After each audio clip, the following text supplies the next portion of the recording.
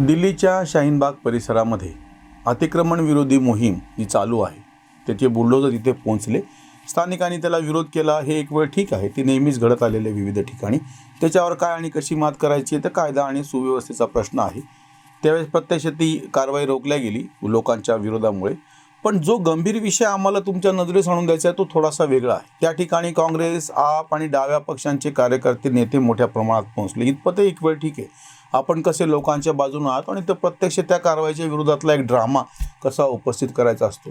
याच्याही पेक्षा पुढची मजल डाव्यांची अशी गेली की CPIMच्या पॉलिट ब्युरोच्या नेत्या, ज्येष्ठ नेत्या वृंदा करात ह्या सर्वोच्च न्यायालयात पोहोचल्या.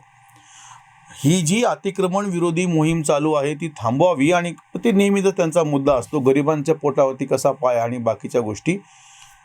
सर्वोच्च न्यायालयाने त्यांना अक्षरशः त्या संदर्भामध्ये हाकलून दिलं. त्यांची पूर्णपणे ती याचिका फेटाळली, मागणी फेटाळली आणि तो जे काही मोहीम चालू आहे ती थांबणार नाही म्हणून सांगितलं. आता लक्षात घ्या, एक महत्त्वाची गोष्ट म्हणजे जानेवारी, फेब्रुवारी, मार्च आणि एप्रिल हा चौथा महिना आहे आणि आता 5वा मे. 5 महिन्यांपासून दिल्ली परिसरामध्ये चालू आहे. आता तर पूर्ण देशभर चालू आहे. अतिक्रमण विरोधी मोहीम फार मोठ्या प्रमाणात चालू आहे आणि डाव्यांचे जे ढोंग असं आहे की आता त्यांनी शाहीनबाग परिसरामध्ये जेव्हा हे सगळं पोहोचलं तेव्हा लगेच आरडाओरडा करायला सुरुवात केली. प्रत्यक्ष ती मोहीम रोखली. इतकंच नाही तर सर्वोच्च न्यायालयामध्ये धाव घेतली. पण हे सांगत नाहीत हे की अगदी ह्याच काळामध्ये डाव्यांचं जिथं राजवट आहे त्या केरळमध्ये सुद्धा अतिक्रमण विरोधी मोहीम चालू आहे. त्याही ठिकाणी बुलडोझर पोहोचलेले आहेत. पण यांचा ड्रामा बघा, त्याच्यावर ते काही म्हणले नाहीत. पण प्रत्यक्ष शाहीनबागमध्ये जिथं ते आंदोलन यापूर्वी CAच्या विरोधात झालं होतं आणि मोठ्या प्रमाणामध्ये बांगलादेशी असो, निर्वासित असो किंवा रोहिंग्या मुसलमानांची जिथं वस्ती आहे त्या ठिकाणी बरोबर पोहोचले. म्हणून ती जी शंका येते की हा जो आंतरराष्ट्रीय कट आहे, कुमार केतकर ज्याचा उल्लेख करतात, म्हणून आम्ही वारंवार असं उलट म्हणतो की हे स्वतःच त्या कटाचा भाग आहे. तुम्हाला भारत इतकंच नाही, तमिळनाडूमध्ये ज्या ठिकाणी अतिक्रमण मोहीम चालू आहे चेन्नईला, त्या ठिकाणी DMKचं सरकार आहे. त्या सरकारमध्ये स्वतः काँग्रेस आणि डावे हे पण सहभागी आहेत. यांचा पाठिंबा आहे त्या DMKला. त्या ठिकाणी एका वृद्ध गृहस्थांनी ह्या अतिक्रमण विरोधा मोहीमच्या विरोधामध्ये आत्महत्या केली, स्वतःला संपून टाकलं. त्याच्याबद्दल हे कोणी चकार शब्द बोलायला तयार नाही. राजस्थानमध्ये ज्या प्रमाणात 300 वर्षापूर्वीचं मंदिर तोडलं गेलं अतिक्रमण हटावच्या नावाखाली म्हणून, म्हणजे यापूर्वी ज्या काही घटना मी जुन्या सांगत नाहीये, जानेवारी, फेब्रुवारी, मार्च, एप्रिल आणि मे ह्या 5 महिन्यांमध्ये ज्या पद्धतीनं देशभर अतिक्रमण विरोधी मोहीम चालू आहे, या सगळ्यामध्ये ह्यांचं निवडक असं हे बघा प्रतिक्रिया व्यक्त करण्याची जागा की त्या शाहीनबागमध्येच नेमकं. आणि पुन्हा सांगितलं काय जातं की ही सूडबुद्धीची कारवाई आहे. म्हणजे शाहीनबागमध्ये कसं आंदोलन झालं होतं पूर्वी CAच्या विरोधात, तो राग लक्षात घेऊन या दिल्ली महानगरपालिका, म्हणजे दिल्लीच्या ज्या 3 महानगरपालिका आहेत ज्या भाजपच्या ताब्यामध्ये आहेत, की त्यांनी ही कारवाई केलेली. हा खोटारडेपणा किती असेल म्हणून आम्हाला आवर्जून हा व्हिडिओ करायचा. सगळ्यात पहिली गोष्ट म्हणजे केवळ शाहीनबागमध्ये अतिक्रमण विरोधी मोहीम चालू नाही. याआधी जहांगीरपुऱ्यात कशी दंगल झाली होती, तिथं जेव्हा अतिक्रमण विरोधी पथक गेले की लगेच सांगायचं की त्या मिरवणुकीवर, शोभायात्रेवरती दगडबाजी झाली होती, हिंदूंचा तो राग होता म्हणून ही कारवाई केली. 1-2 नाही, दिल्लीमधल्या जवळपास 40-42 ठिकाणी वेगवेगळ्या वस्त्यांमध्ये अतिक्रमण विरोधी मोहीम चालू आहे. आता तर दिल्लीचं सोडा, संपूर्ण देशभरामध्ये अतिक्रमण विरोधी मोहीम चालू आहे. पण हे बॉम्ब काय करणार की तुम्ही विशिष्ट ठिकाणी ती अतिक्रमण मोहीम चालवतात. त्याच्यातला पहिला भाग असतो की तुम्ही हे गरिबांच्या विरोधामध्ये चालवत आहात. दुसरा भाग असतो की मुसलमानांच्या विरोधात चालवत आहात. आता खरं तर समाज माध्यमातून फार मोठ्या प्रमाणात ज्या ठिकाणी अतिक्रमण विरोधी मोहीम चालू आहे त्या सगळ्याचे व्हिडिओ उपलब्ध आहे. आम्ही काही इथं न्यूज चॅनल्स या YouTube चॅनल्सवरती बसून तुम्हाला काही फार शहाणपण शिकवतोय असातला काही भाग नाही, किंवा आम्ही काही आमच्या मनाचा अजेंडा चालवतोय असं पण काही नाही.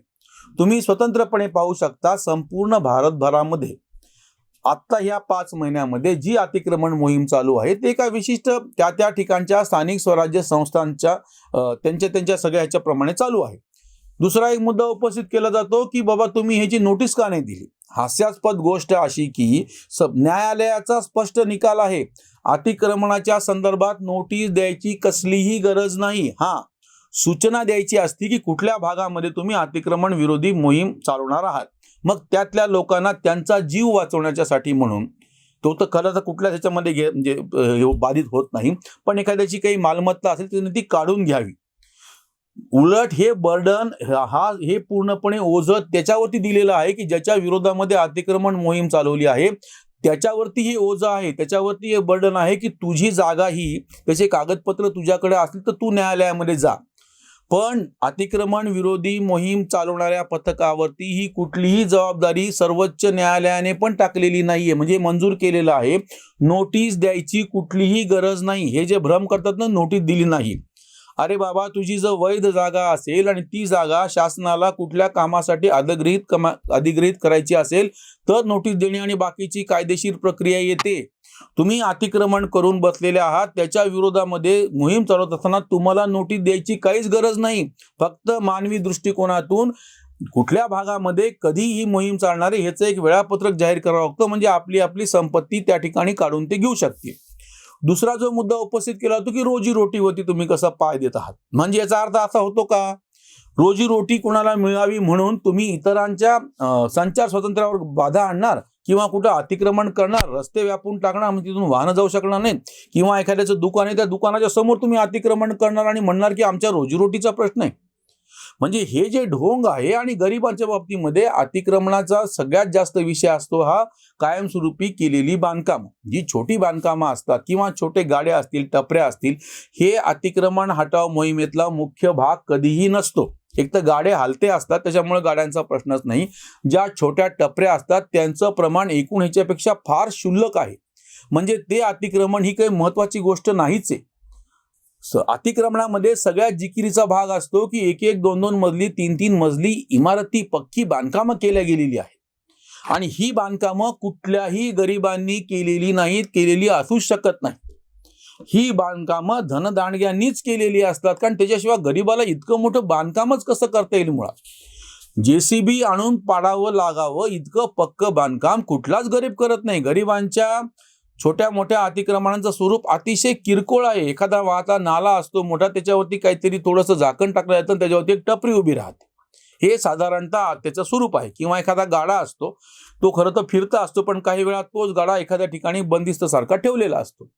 असं काही ना काहीतरी किरकोळ स्वरूप, किंवा एखादा गाडा त्या एखाद्या इमारतीच्या आवारामध्ये असतो, रात्री दिवसा तो बाहेर काढला जातो आणि तो तेवढ्यापुरतं दुकान काहीतरी मांडलं जातं. हे अतिशय किरकोळ असं गरिबांच्या अतिक्रमणाचं स्वरूप आहे. किंवा एखाद्या मोठ्या इमारतीच्या ओट्यावरती बाहेरच्या भागामध्ये दिवसभराच्या काळापुरतं छोटं मोठं काहीतरी अतिक्रमण असतं. म्हणजे यांचा हा दावा खोटा आहे. पहिली गोष्ट म्हणजे हे फक्त तुम्ही जाणीवपूर्वक विशिष्ट ठिकाणी करतात, हे खोटं आहे. नंबर 2, तुम्ही मुसलमानांच्या विरोधामध्ये करतात, हे खोटं आहे.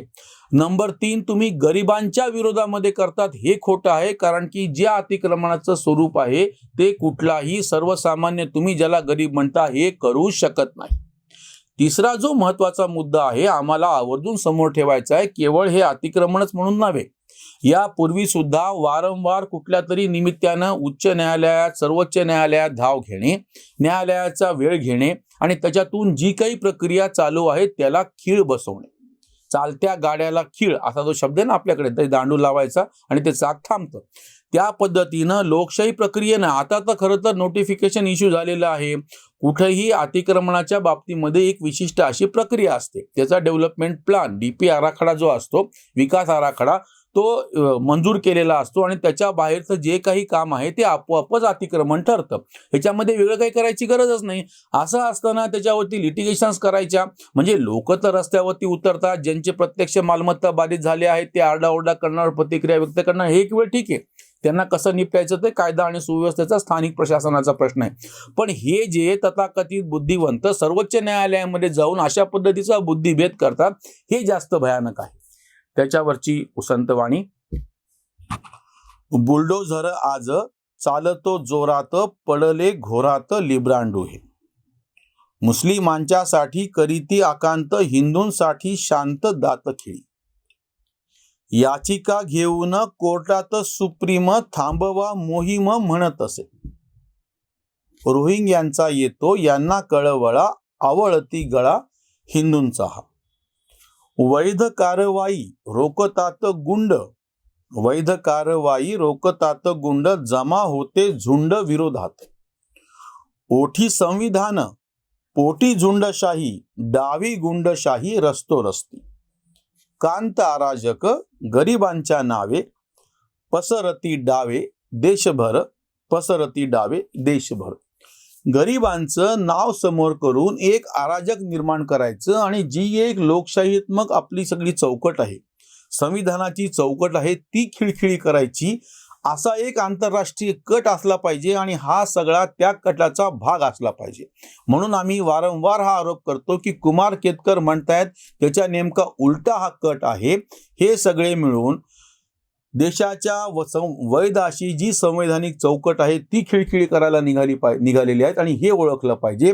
सर्वोच्च न्यायालयाने या प्रकरणामध्ये यांना जी फटकार लावलं, यांना जो झटका दिला, हाकलून दिलं कोर्टामधून, अशाच पद्धतीनं जागरूक राहून ज्या ज्या वेळी असे हे चालू असलेली एखादी गोष्ट बंद पाडण्याच्या दृष्टीनं हालचाली करतील त्या त्या ठिकाणी त्या त्या मार्गाने आपल्याला त्याला रोख निर्माण केली पाहिजे. तरच आपल्याला लोकशाही चौकटीमध्ये एकूणच देशाचा योग्य पद्धतीने विकास करता येऊ शकेल. इथेच थांबूया. धन्यवाद.